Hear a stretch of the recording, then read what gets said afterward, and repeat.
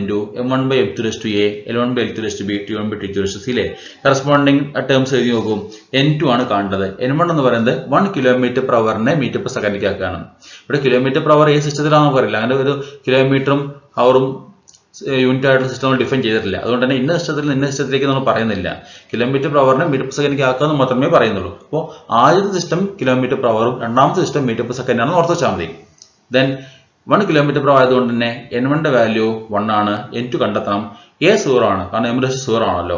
b 1 ആണ്, l raise 1 ആയതുകൊണ്ട്. c -1 ആണ്, t റേസ് -1 ആയതുകൊണ്ട്. അത് സബ്സ്റ്റിറ്റ്യൂട്ട് ചെയ്യാം. സബ്സ്റ്റിറ്റ്യൂട്ട് ചെയ്യുമ്പോൾ n2 is equal to 1 into 1 kilometer per 1 meter raised to 1 hour divided by 1 second raised to -1. ഇവിടെ കിലോമീറ്റർ ആണ് ആദ്യത്തെ സിസ്റ്റത്തിലുള്ളത്, അതുകൊണ്ട് തന്നെ 1 കിലോമീറ്റർ വന്നു. മീറ്റർ ആണ് രണ്ടാമത്തെ സിസ്റ്റത്തിലുള്ളത്, ഡിവൈഡർ ബൈ 1 മീറ്റർ. അവർ ആണ് ആദ്യത്തെ സിസ്റ്റത്തിലുള്ളത്, അതുകൊണ്ട് തന്നെ 1 അവർ ഡിവൈഡർ ബൈ 1 സെക്കൻഡ് അല്ലേ. സോ കിലോമീറ്റർ പെർ അവർ നമ്മൾ മീറ്റർ പെർ സെക്കൻഡിലേക്ക് മാറ്റാൻ പോവുകയാണ്. രണ്ടാമത്തെ ടേമിൽ ഓർക്കണം റേസ്റ്റ് -1 ഉണ്ട് അല്ലേ. കിലോമീറ്റർ പെർ അവർ എന്നാണല്ലോ, ഡിവൈഡർ ബൈ അവർ ആയതുകൊണ്ടാണ് റേസ്റ്റ് -1 വന്നത്.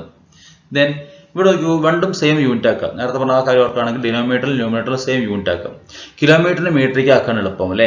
മീറ്ററിന് കിലോമീറ്ററിലേക്ക് ആക്കുമ്പോൾ 1/1000 എഴുതണം. അതിലെളുപ്പം നമുക്ക് കിലോമീറ്ററിനെ മീറ്ററിലേക്ക് ആക്കുകയാണ്. അപ്പോൾ 1 കിലോമീറ്റർ നമുക്ക് എന്ത് ചെയ്യാം, 1000 മീറ്റർ എന്ന് എഴുതാം. അതുപോലെ തന്നെ അവറിനെ മണിക്കൂറിനെ സെക്കൻഡ് ആക്കാം. സെക്കൻഡ്സിനെ നമുക്ക് അവറിലേക്ക് കൊണ്ടുവരുന്നതിനേക്കാൾ എളുപ്പം അവറിന് നമുക്ക് സെക്കൻഡിലേക്ക് കൊണ്ടുവരുന്നതാണ്. അത് എഴുതുമ്പോൾ ഇങ്ങനെ എഴുതാൻ പറ്റും, 1000 മീറ്റർ ഡിവൈഡർ ബൈ 1 മീറ്റർ. മീറ്ററിനുള്ള യൂണിറ്റ് നമുക്ക് ഒഴിവാക്കുകയാണെങ്കിൽ 1000 ഡിവൈഡർ ബൈ 1 കിട്ടും. അടുത്ത 3600 കിട്ടിയ എങ്ങനെയാണ്, അവറിനെ മിനിറ്റ് ആക്കുക. ഒരു മണിക്കൂർ എന്ന് പറയുന്നത് 60 മിനിറ്റ് ആണ്. ഒരു മിനിറ്റ് എന്ന് പറയുന്നത് 60 സെക്കൻഡ് ആണ്. അപ്പോൾ 60 × 60 3600. 3600 സെക്കൻഡ് ആണ് ഒരു മണിക്കൂർ അല്ലേ. അപ്പോൾ 3600 ഡിവൈഡർ ബൈ 1 സെക്കൻഡ് യൂണിറ്റ് ഒഴിവാക്കുകയാണെങ്കിൽ 3600 കിട്ടും. പക്ഷേ ഓർക്കേണ്ടത് 3600 റേസ്റ്റ് -1 ഉണ്ട് അല്ലേ. സോ 1000 into 3600 raised to -1 കിട്ടും. ഈ 3600 raised to -1 ഉള്ള എങ്ങനെ എഴുതാൻ പറ്റും, 1/3600 അല്ലേ, 1/3600 എഴുതാം.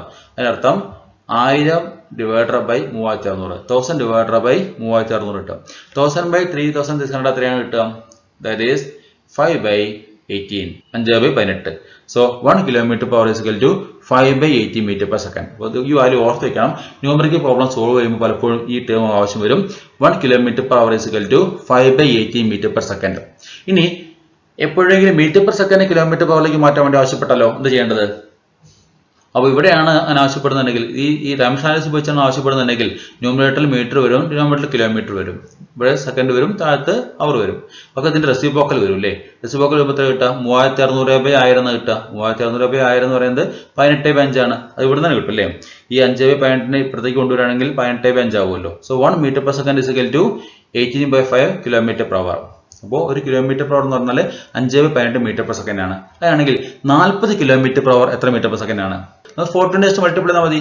ഇവിടെ n1 വേറെ 40 കൊടുത്താൽ മതിയല്ലോ, ഈ 1 വരെ 40 കൊടുത്താൽ മതിയല്ലോ. അപ്പോൾ ജസ്റ്റ് 40 × 5/18, 40 കിലോമീറ്റർ പെർ അവർ എന്ന് പറയുന്നത് 40 × 5/18 മീറ്റർ പെർ സെക്കൻഡ് ആണ്. ഈ കാര്യം ഓർത്ത് വെക്കുക. നെക്സ്റ്റ് യൂണിറ്റിൽ നമുക്ക് ന്യൂമറിക്കൽ പ്രോബ്ലം സോൾവ് ചെയ്യുമ്പോൾ പലപ്പോഴും ഈ കാര്യം നമുക്ക് ആവശ്യം വരും, കിലോമീറ്റർ പെർ അവറിനെ മീറ്റർ പെർ സെക്കൻഡ് ആക്കാൻ. 10 കിലോമീറ്റർ പെർ അവർ എന്ന് പറഞ്ഞാൽ 10 × 5/18 ആണ്. 40 കിലോമീറ്റർ പെർ അവർ എന്ന് പറഞ്ഞാൽ 40 × 5/18 ആണ്. അപ്പോൾ എത്ര കിലോമീറ്റർ പെർ അവറിനെയാണോ മീറ്റർ പെർ സെക്കൻഡിലേക്ക് മാറ്റേണ്ടത്, അത്ര കൊണ്ട് എന്ത് ചെയ്യുക, 5/18 മൾട്ടിപ്ലൈ ചെയ്യുക. Which means 1 kilometre per hour is equal to 5/18 metre per second, which is very much important. ഈ ഒരു കൺവെർഷൻ വളരെ ഇമ്പോർട്ടൻ്റ് ആണ്. അത് ഡയമെൻഷൻ അനാലിസിസ് ഉപയോഗിച്ചിട്ട് നിങ്ങൾക്ക് പറഞ്ഞു തന്നുള്ളൂ. ചെറിയ ക്ലാസ്സിൽ നിങ്ങൾ വാല്യൂ ഓർത്ത് വെക്കുന്നുണ്ടാവും, പഠിച്ചിട്ടുണ്ടാവും. പക്ഷേ എന്നിരുന്നാൽ കൂടി ഡയമെൻഷൻ അനാലിസിസ് ഉപയോഗിച്ചിട്ട് എങ്ങനെ കണ്ടെത്താനുള്ളതാണ് നമ്മൾ പരിശോധിച്ചത് അല്ലേ. അപ്പോൾ ഇത്രയായിരുന്നു ഇന്നത്തെ ക്ലാസ് നമ്മൾ ചർച്ച ചെയ്യാൻ ഉദ്ദേശിച്ചിരുന്നത്. അടുത്ത ക്ലാസ്സിൽ നമുക്ക് മറ്റൊരു ആപ്ലിക്കേഷനോട് കാണാം. Thank you.